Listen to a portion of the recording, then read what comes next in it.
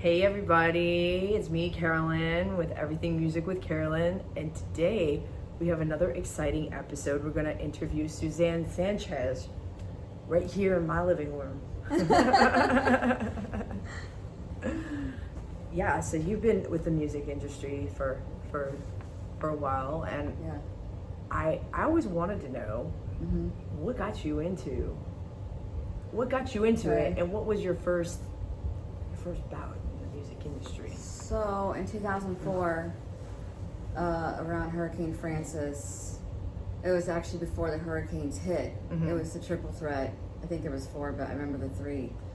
And I had an idea because my grandfather used to work for the Red Cross and he worked with disasters and stuff like that. And I was like, hey, we should do a hurricane benefit to help out the victims because we know, like, the hurricanes are so bad. And it's before they hit. So we got some local bands together, and there was like one or two bands. I'm like, no, let's do more. I think there was like 5 or 6. I'm like, let's just go nuts. And it was at Sports Page in Satellite Beach in 2004, and before the hurricanes hit, and we were planning everything. And then the hurricanes hit, and we had no power for a second, and I lost everything in a hurricane in Cocoa Beach. Wow. Cocoa Beach was like so destroyed, Cocoa Beach, Florida. And then I'm staying with a friend. My sister and I, my twin sister and I, are staying with a friend. So we were homeless at this point. Wow. But I was like, let's just do this. Let's keep doing this. I mean, why not? What am I going to do? I had no job. The restaurants were shut down. It was like The Walking Dead. So we were kind of screwed. Right. So I was like, hey, FEMA, help us. Anyways, so, but the show was awesome. It was super packed. And they're like, Sanchez's. I have a twin sister. And they're like, why don't you guys do some more of these? I'm like, why not? So then we started doing them. And then at some point, I was like, let's get some acts from out of town or out of state. And then it just started snowballing. And so my grandfather and my father were in the music industry. My father worked with a record label, way back. And my grandfather managed bands. And this is on the Sanchez side. And I mean, I found out all this stuff, which is, the more I found out, I was like, that's weird. Anyways, going back to how we started booking tours. And so we would bring national acts. We had so many of them. But the first one was Riggs from Rob Zombie and That's Scum of the Earth. And that was at 800 North, 900 North, Cocoa Beach. I forget the name of the place. But it was like a good club with, we had really good sound. Mark Brazel did the sound. Oh, yeah. And so that was our real first national act. And we had like a plethora of bands from rap to metal. I mean, you name it, we had it just to really kind of facilitate and bring in the crowds. But, people were stoked to see Riggs from Rob Zombie anyways. And he ended up becoming a good friend of mine. And I really liked him. He was kind of like a mentor to me. And, I tell it to everybody what a great person he is. So he kind of helped me navigate the insanity of the music industry. So, Wow. Yeah. So that's the kind of help who He helped did. He did help me because Yeah. I was like, this is insane. When I first met Riggs, I was like, whoa. you. I was like, he was very intimidating, and he looked like he was ready to kick someone's ass. Wow. But he was sweet as pie. I mean, talk about a gentleman and such a good human being. So yeah. Right. Yeah. So that's who kind of part the ways for you to get you going where you were Yeah, going. he pushed me. He pushed both of us, my sister and I. So, and then we started meeting more people in the industry, and if you're a good person, it'll work out. You're going to meet a lot of crazies, but there's not a lot of females in the industry, especially when we were starting out. You guys were booking agents, was your official? Yeah, we were booking agents, but we were also promoters. and like that word promoters, it's like car salesman or something. Like, anyways, and we also managed bands, and you know, we just and I would help out with stage. I did everything. So yeah. Oh wow. Did it So all. did you go on the tours with them? And I mean, we went on many tours and stuff, but you know, I was in my undergrad, so you know, I was definitely starting to get momentum in my college career. But you know, music went on for a long time. It did. Yeah. It did. Yeah. Oh, that's cool. What was your undergrad that you were doing? At the My time? undergrad was public affairs and criminology, Oh wow. and then I ended up getting 2 more master's degrees in criminology and informatics, and then I was working on my doctorate for criminal profiling and forensics. Wow. How exciting! How diverse. So she's got the music, and she's got like 2 masters, Yeah. your bachelor's, and this whole other career too. I think that I mean the music dominated my life for so long, and the roles that we played in the music industry was very difficult, but there were so many great times to be had and that we experienced, and it was like an art form. So I would go look at these bands. I'm like, you know what, this would be a great combination to put them together. And the reaction to people and the fans, it was exciting because you had different walks of life and different listeners. You didn't just have a crew of metalheads or a crew, you had a plethora. So I really liked combining the genres because, you know, I want diversity and I wanted that. And it was actually working. It worked out for us. It did work out that way. It did. So it was a And good then, time. so you had groups of people who became fans of the other Yes. genres because, Absolutely. and I feel like that's kind of like ahead of your time because now I think they're kind of starting to do that. Yes, and then you know Now, what? It yeah. was great watching rap groups play, and then the metalheads are hanging out, and they're all hanging out, having a good time. I'm like, you see, you That's can funny. actually do something like this. That's funny. Yeah. That's cool. That's Yeah. cool. How many bands would you say estimate that you've worked with? Hundreds and hundreds and Yeah. hundreds. Yeah, That's awesome. I lost track. Is there any that you remember that kind of stick out that you really like to work with? I mean, as of recently, Or just in the past, like Oh. any?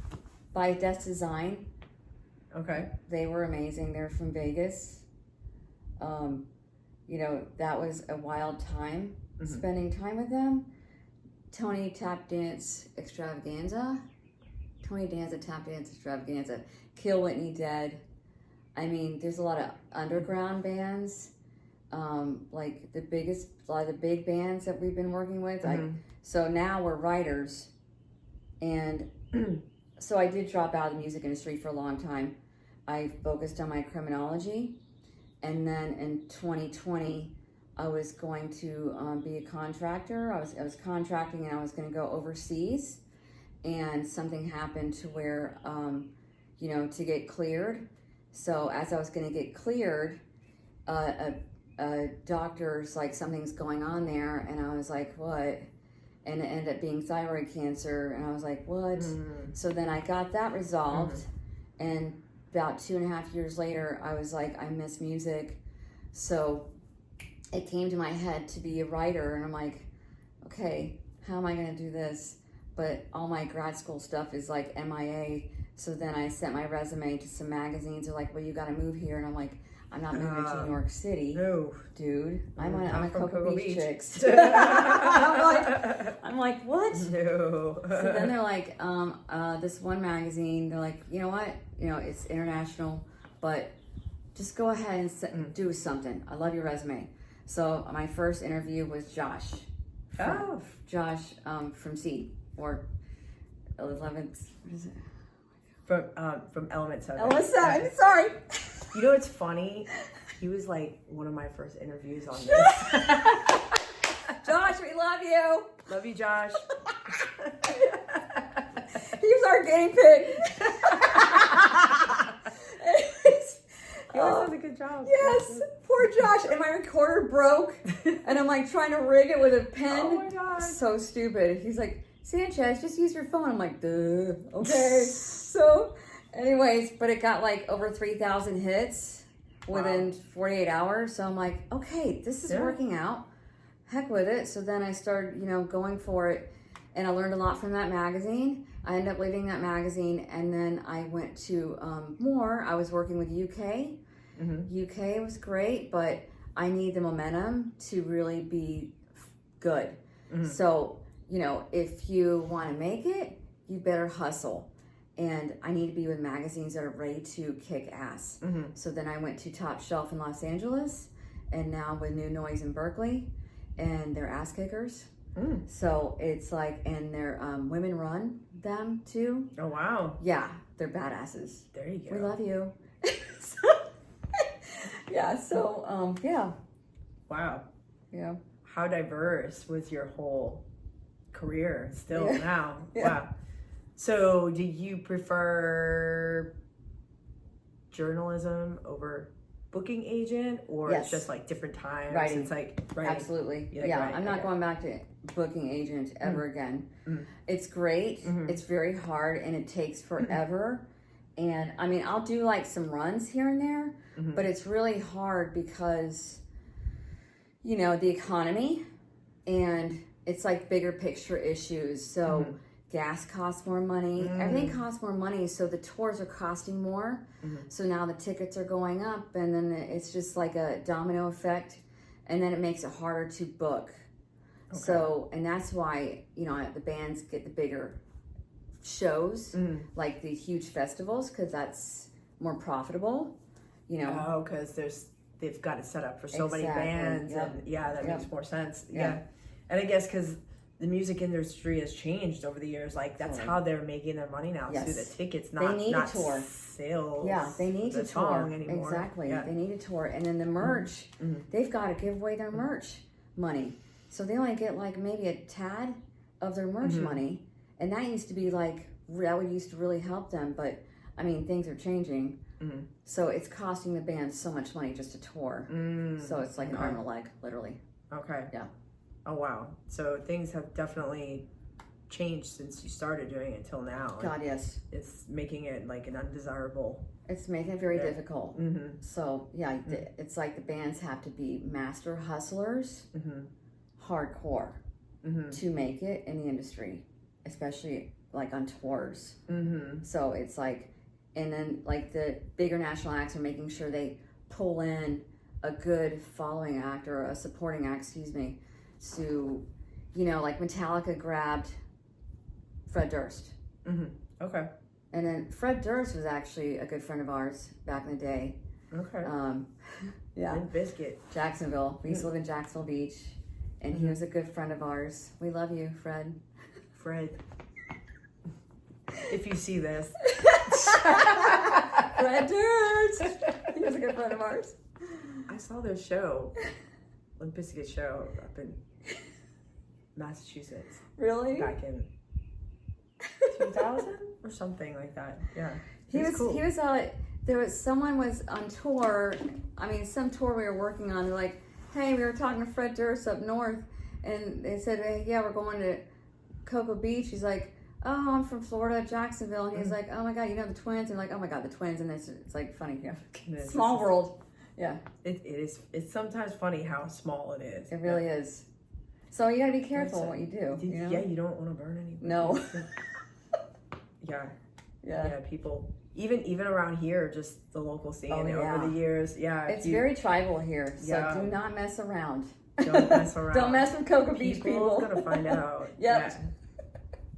Yeah. And it comes back around. It does.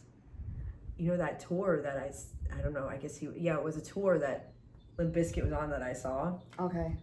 It was a Napster tour. Really? Yeah. Whoa. Yeah, that's non-existent anymore. Insane. But isn't that funny? Like, that is crazy. How it's just like that time and where technology and how music sales is now versus it's nuts. That was kind of the changing point. Yeah. But yeah, I remember that. Yeah. So cool. Is there any like stories that stick out to you about any particular tours you booked or? Yeah. Okay.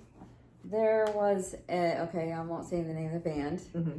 but they were from Vegas, and we had them at Surfers Pub. Mm.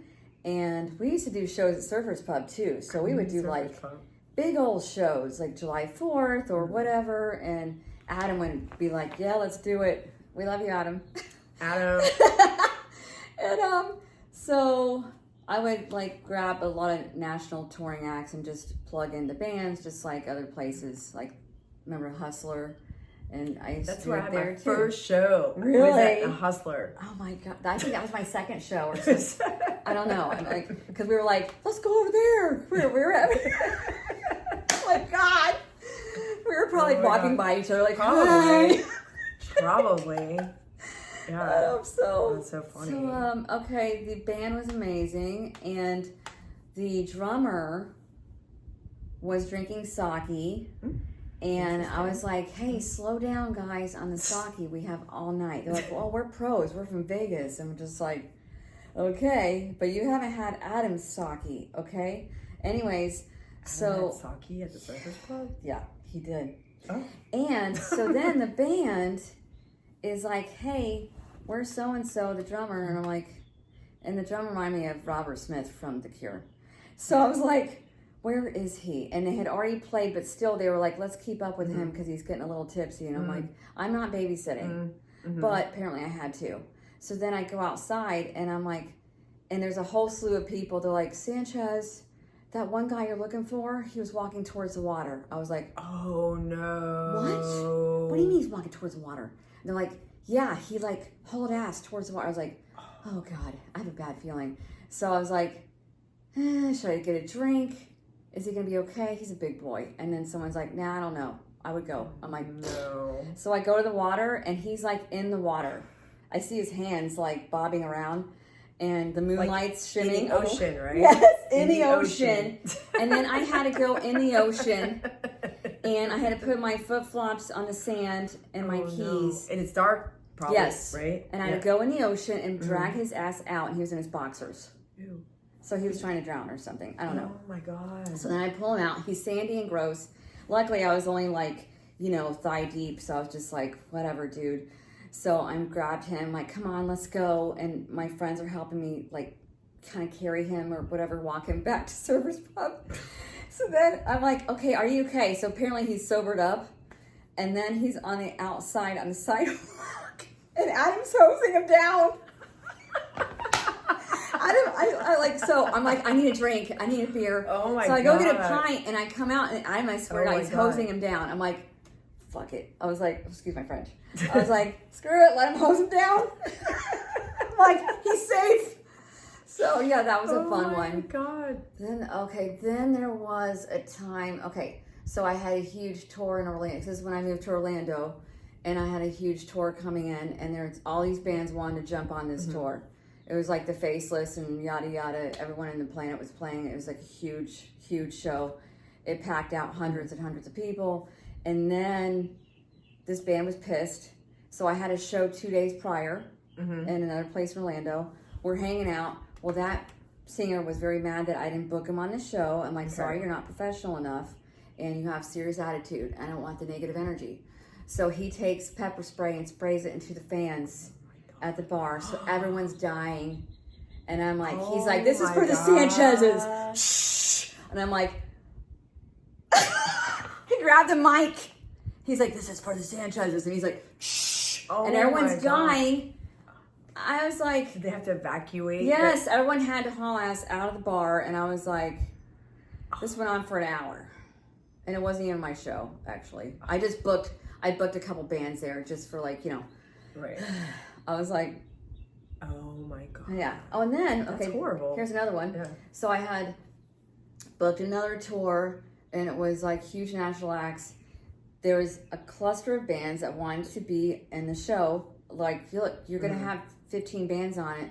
Please let us be on it. I'm like, yeah, I know you're big, but you guys, I didn't want the vibe there. You know what I mean? Yeah. So I did not book them on it. So then I started getting phone calls. I had, in fact, 183 calls. This was counted. They threatened my life. I finally busted them. I had cops. They traced them. and they begged me not to press charges, the band members. It was like 4 or 5 different band members from different bands. Wow. And I didn't press charges. I'm like, oh, you guys are just losers. So yeah, I didn't do that. But they threatened my life for a long time. Wow. Yeah, I was like, they knew where I was at. They knew things about me that no one knew. It was kind of weird. Wow, that's creepy. Stalker-ish. Yes. Yeah. Wow. So, yeah. Oh, wow. So I can see why you want to stick to writing. Yeah, writing is safer, okay? It's a little safer. It's a good time. I mean, writing, at least I can really dissect the music, and I love writing anyways. So it just comes out of me like poetry, and I just love it. But I also love interviewing bands. Like when I interviewed you, there were so many things I didn't know about you, and I'm like, and you're already interesting, but I'm like, just every time, and when I interviewed you a couple years ago, I'm like, God, she's so cool. And then I interviewed this time, I'm like, God, this is amazing. Like that song, October 25th. October 25th is one of my favorite songs ever. Oh, thank you. Like you need to push that because I love it so much. It's that good. You guys got to listen to the song, October 25th. Sorry. Okay. I'll put it on one of our podcasts. It's so good. Thank you. So, yeah. But, and you find more things out. And, writing is just, it becomes more personal, Yeah. But, I mean, there was nothing better than having an entire show that you booked and you're just hearing the music. You're like, I did this. The reason why all these bands are together is because I booked this, and the unusual complexity of the combination of the bands that were put together. It was just so great. Such a rush. You create like a whole vibe, a whole world for that yes. moment. Yeah. Amazing. Where all these people come together. Yes. So great. It's a big party. It's pretty amazing, pretty rewarding too. It was. It was a great feeling. It was exhausting. I'm sure. We had some clubs, try to rape and pillage us, literally, like financially, like, I'm hey, sure. we're not going to pay you. I'm like, you're not going to pay? You're going to pay the bands, and I'm going to shake it out of you. So, some clubs will be downright dirty. And I'm like, sorry, and Orlando is like so dirty. I love Orlando, but not, it's like a love-hate relationship. A lot of clubs will just screw you left and right. So, not good. So how is it being a woman in that industry, having to shake them down? How'd you, did you have to I think it was good having my sister and I both there. Good cop, bad cop vibe. So, we needed the combination of both of us. Okay. And we would take turns. Sometimes she'd be like, and then sometimes I would take them, like, I don't think so. And it's just not having enough people you could trust. That's the problem. You get burned left and right. And, I'm not trying to be too negative about the music industry, but, if anyone works the music industry, you know how it is.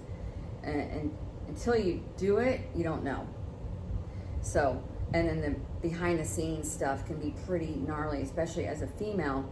It was all men when we were, diving into it. And it was like fun and stuff, but when we moved to Orlando, it was like they were like wolves, and we're like the coyotes, and we're just we're like these people are like serious, like pissed off. They're not. So it was a money game. Okay. And I'm like, I'm not doing this for the money. I want to make sure the bands are taken care of because they're driving all this way and they're on tour. They're not making any money. They just need this money to pay for their gas and so they can eat and stuff. And they're all taking off work, so they're all losing money. But they just love playing. So I'm just thinking of the bands. But there were promoters that were thinking of themselves. Of course, I understand you got to make a living, but I didn't make a living by music. So no, because I just wanted the bands to be taken care of. Right. Yeah. So this was not, being a booking agent wasn't like your main source of income. God, no. Or, No. Yeah. No, and I don't know how some people do it because you scrape by forever as a booking agent, and then, if you have your own agency, that's where you make the money. And we were gonna do that, but it's like, I was like, I just don't feel like working 20 hours a day. I was like, that's gotta be. I'm sure Yeah. if you have your own agency, that's gotta be your life. You can't have another. Yeah, it's exhausting. Yeah. And I'm like, I don't know if I want to just do that. Like, and my sister wanted to, and I'm like, dude, I just can't book 24/7. It's exhausting. She was like knee deep in it, and I was like kind of pulling out. I'm like, I'm good. yeah. I mean, and at least the writing, like I can do it from home, or we can do like a Skype or video, FaceTime, whatever. Or email. Email is very rare, but I love talking to them because, I mean, like one of my favorites was Dirty Heads, a singer from Dirty Heads, and that was one of my favorite interviews to this day. We talked for hours. We didn't want to stop talking. It's just we got each other. Our energy was very similar, and he wants to become an illustrator. It was just crazy, the chemistry. It was so awesome. And it's not sexual, so I'm trying to explain it. It's really just a camaraderie, like you're, we're in that music world together, and we're soulful about it.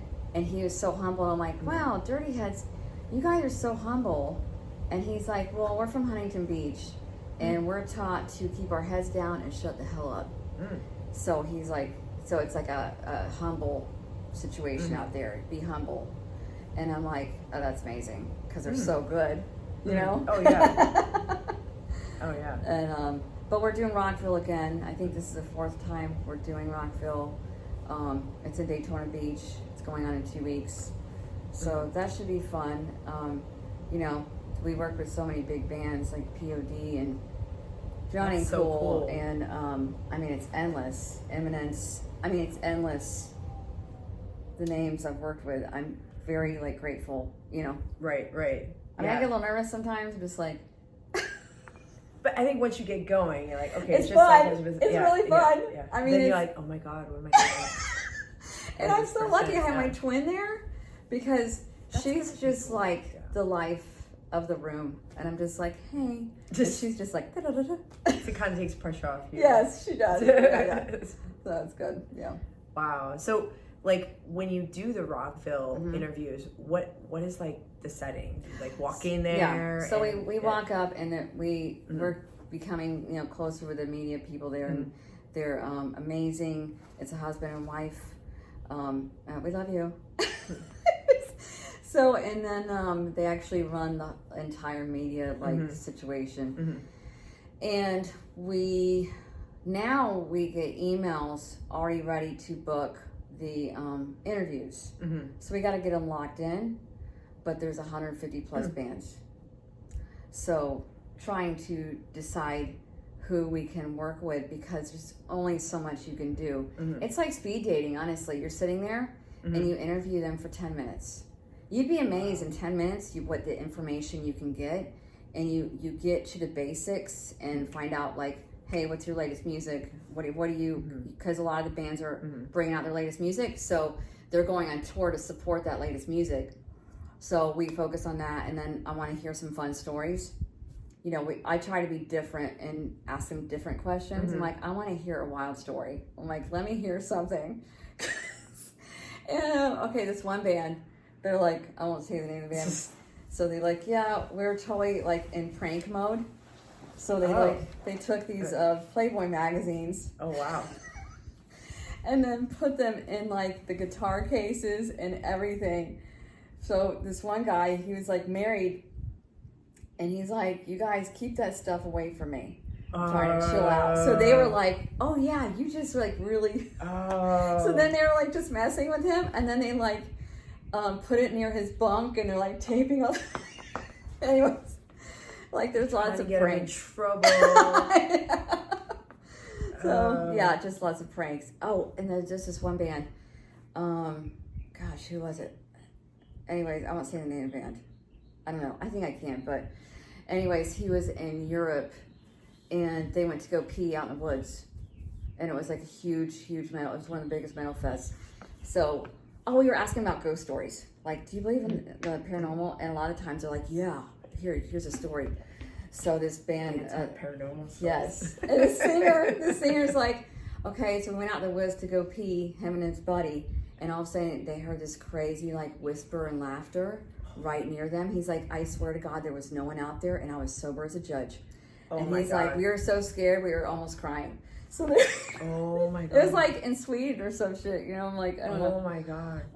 Yeah, and then so Rockville story. Here's one. Oh gosh, there's this black metal band. Well, they're like these black guys from Los Angeles, and they're super hardcore, amazing. And the name's the tips of my tongue. But anyways, they were hanging out. So for when you go in there, it's a bar. Mm-hmm. So media and band members could drink for free. Mm-hmm. Oh God. I'm like, that's a dangerous combination. And this is up at the Speedway. Is this Yes. up at the Speedway? Yes. Okay. Daytona So this is Speedway. International Okay. Speedway. So, and you know, Yeah. you pull up, you go Yeah. through the back, and there's this whole huge media complex, and it's all these tables, and there's a huge bar, and then we have a smoothie bar. They really take care of us there, but you're like dying of heat. Mm-hmm. So you're just like, I would love to drink, but you don't want to drink because it's too hot. It's like a sweat lodge. You got to be able to have the stamina to interview all these bands. Yeah, it's like speed dating, and you have 10 minutes. Yeah. Like Stephanie had this one band member crying, and they're like buddies, and they're just, you know, I'm like, Stephanie's like Barbara Walters, and she's making these guys cry and shit, and they're just talking about their lives. I was like, focus. We got Dead Poet Society over here in the corner ready to get the interview. We got lines of them, and it's like it has to be a flow of rotation. And if like Eminence sat with us for like well over an hour. And we had Tech 9. Love Tech 9. He's one of my favorites. Still to the I love you, Tech 9. So Tech 9 walked up with this entourage. She's like super amazing gangster vibe. I'm just like, and That's gonna be intimidating. it was, and I was like, hi. I was like, dear God, don't say anything stupid. And he's sitting there, and this one media person walks up. He's like, dude, what's going on here? You guys are hogging this stuff over here. And Tech 9's like, they're like joking around, like, what do you think, you're special, Sanchez's? And Tech 9 goes, excuse me, they are. They're the Sanchez twins. I was like, don't you know who they are? I was like this. I was like, no, don't want them energy. But the media guy is like, yeah. And I'm like, you love me. You know, I was trying to keep the energy going. Because, you lose track when you're interviewing, and it's a little stressful. And meanwhile, I got this is I'm recording with this. Meanwhile, you got all these huge, like, photographers and, elite whatevers with their huge, like, tripods and their whole, like, whatevers and mics. And meanwhile, I'm just like, hey.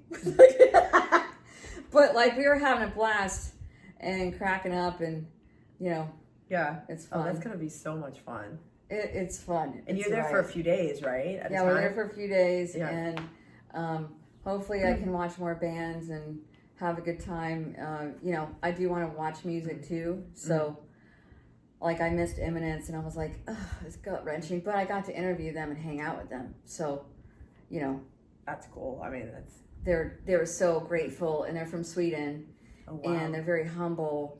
But they came back again, and I missed them. I was really bummed out. I'm like, sorry, guys, I can't come out because I'm just so busy. So, wow. It is what it is. Yeah. Yeah. But it's cool you got to meet them and talk with them. And I mean, and they're so humble. They're like, we can't believe we're in the middle of the racetrack here. And he's like, this is insane.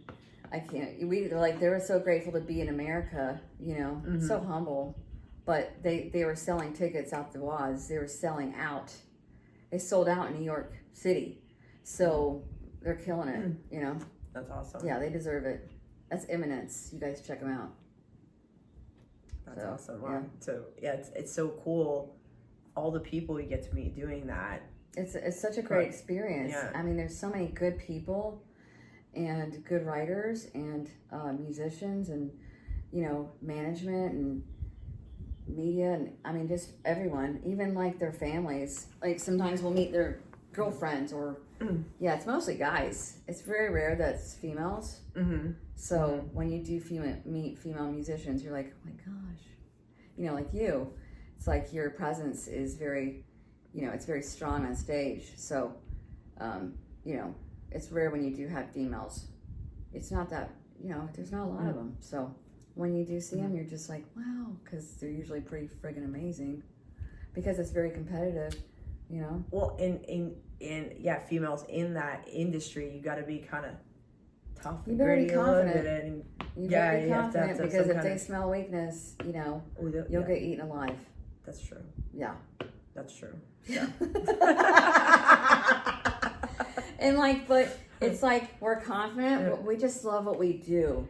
That's We're the so thing, passionate, you're right? trying to just do what you love to That's do. it. You know? And yeah, We're hard on ourselves too. yeah. right? Well, you're always like criticizing yourself. God, and, yes. And you know, we'll probably watch this later and, like, and pick on ourselves. But yeah, but then you know, I think we kind of like, as women, you kind of put on this persona like nothing bothers you, but it actually really does. But you just can't tell anybody. And you're like, and it's like, call my mom, like, Mom, you know what they said about?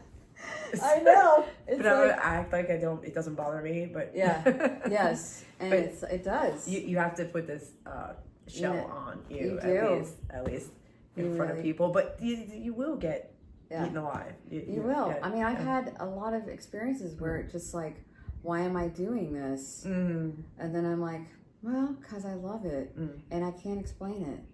And That's true. I mean, you got to remember, like, through everything you're doing with it, you know, whether it's, you know, playing in a band, interviewing, booking, whatever you are in that industry, you're doing it because, remember, you love it, because most of the time you're not making that much money out of it. But, God, no. And it's tough. It makes you happy. Yeah, it makes you happy. Yeah. And it's tough. I don't know who to I'd be be successful. without it. Exactly. It's kind of weird. Exactly. Like, I It's don't know like- what else I would want to do. Like, you know, I haven't surfed since August because I got in a car accident, and I'm like, but I'm getting back to it soon. But I'm like, okay, so I'm going to lose my identity as a surfer. I'm like, no, I'm going to get it back, but especially the music. And when I left music for a while, I promise you, I was like a robot. I felt dead inside, and like now I'm single. Hi. Anyways, you know, I'm finding myself again, you know, and I mean, I'm like 51 years old and I'm doing this. It's nuts. And I remember some people were like, yeah, right, you're going to do Rockville. I'm like, you watch. Like, if I say something, I'm going to do it. And I'll go through hell and fire. I don't care how I get to it, but without hurting people. I'm just saying, I'm not going to stop until I get it. And I'm going to get Revolver Magazine. So There you go. yeah, so And you told me that. You're like, you just say it. Yeah. And you mean it. And you manifestation. You manifest manifest it, and I believe that. And I've manifested everything. I manifested, like, I knew I was going to survive cancer. I knew I was going to survive this car accident. Like, I knew that I was going to get back to music, and I'm not just going to, like, you know, tiptoe in the waters. I'm going to dive right in. And that's what I like to do. I like to dive right into the fire of life. Because it's so short, and tomorrow's not promised, right? That's so true. I love that. That's awesome what you just said. That's true. You just got to go for it. Yeah, you don't know if you have tomorrow. Go for it, guys. Yeah. Whatever you want to do, you know? Just, even if it's not the music industry. Whatever you're passionate about. Yeah. And, just go for it. Yeah. I love that, what you said. That was awesome. What do you see yourself? So your next goal is to get Revolver Magazine? I'm going to get Revolver. I'm writing a book. It's a paranormal, it's a fictional paranormal psychological thriller. No kidding. I'm going to finish that by September. And yeah, that's going to be finished. And I'm going to get that published hopefully by next December. And I feel like it's going to be a New York bestseller. So I'm already willing it. Wow. And but I'm really critical. I'm like diving back in the chapters. I had to kill someone off. I'm like, okay, you're dead. You gotta go. So And it's gonna I work. know, I'm like, what the hell? And then I want to get Revolver by next year. Mm-hmm. That's the goal. I just, I have to take less articles so I can devote more time. So it's more quality over quantity. Okay. So that's what I'm working on now. So that's how that works. Like. Yeah, you can't say yes to everybody. Okay. But I'm trying to do that. My sister, she's a beast. She'll do everything in the planet. She'll write 4 articles a night. I'm like, dude, my brain cells can only take so much. Mm-hmm. So right. yeah. Right. Yeah. Yeah. Totally. So that's how it works. Okay. So people are offering you stuff too, Constantly, and you're seeking out. Is Yeah. that how that works? It's really like waves is just coming to us. Wow. It's like I have to turn down a lot of stuff, Mm-hmm. and I feel bad, but I just can't do it all. Mm. I have a day job, and then when I get home, when I get off work, I go to the gym 5 days a week. Like there's only so much you can do in this life, so you have to pick and choose your battles. And I'm like, well, it is what it is. Yeah. Well, and I mean, you've done that so much through different things in your life. You fought cancer. Yeah. The car accident, got through that, manifested your writing. Yeah. Became a booking agent and was successful with that. I mean, you've done a lot, and Yeah. you know how to pick and choose what's important to you. Yep. And go for it. Prioritize it. Prioritize is the big thing. Yeah. Yeah. I totally get you. Yeah. Well, cool. Is there anything else you want to? Wait, the paranormal thing. How did you get into paranormal? Well, after the car accident, I think my brain got shook a couple times, and I was like, Oof. I'm still a little effed up, but I'm getting there. And I had this idea to write a book, and it came to me. Wow. And I've had a couple people want to endorse it. I had someone read the 3 chapters, and he's like, "Oh my God, you have to hustle. This is really good." Right. So, and I have a friend of mine who's stationed in Korea, Aaron. Mwah. I'm gonna send it to him so he can read it, and it's getting the perspectives of people I trust. I might send it to you too.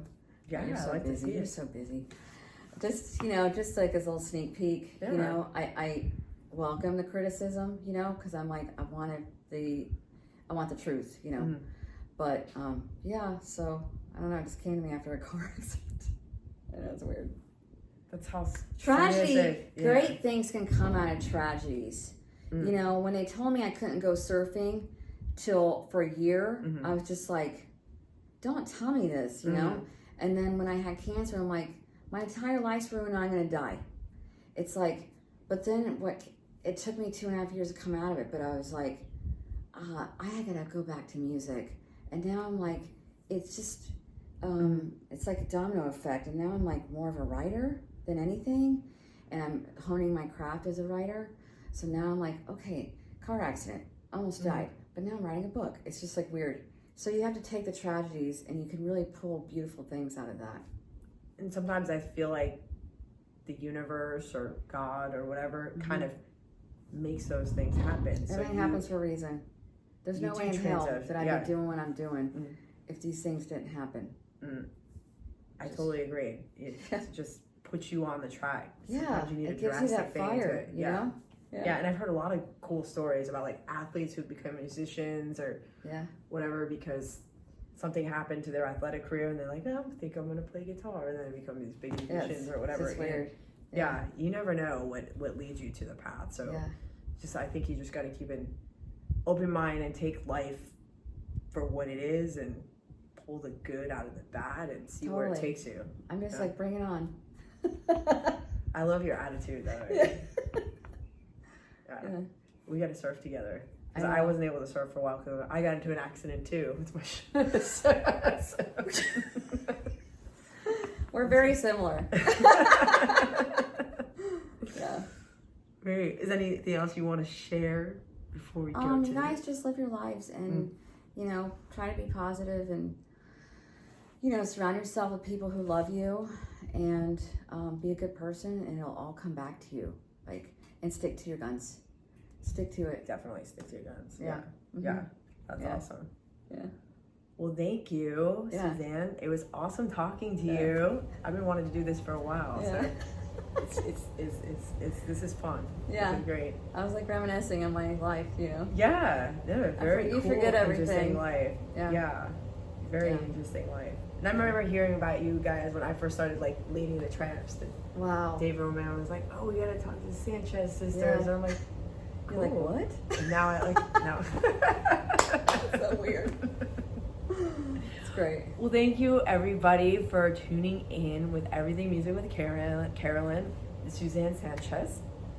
We will see you next time. Bye.